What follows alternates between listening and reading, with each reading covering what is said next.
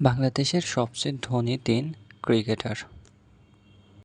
তালিকার শীর্ষে আছে বিশ্বসেরা অলরাউন্ডার সাকিব আল হাসান।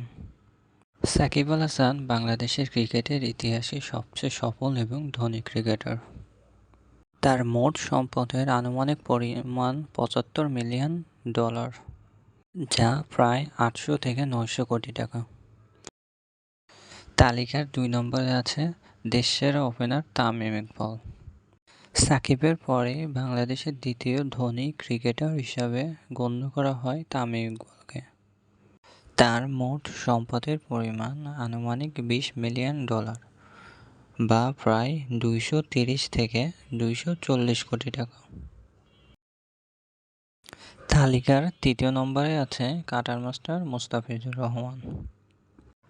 তার মোট সম্পদের আনুমানিক পরিমাণ $১২ মিলিয়ন, বা ১৪০ থেকে ১৫০ কোটি টাকা।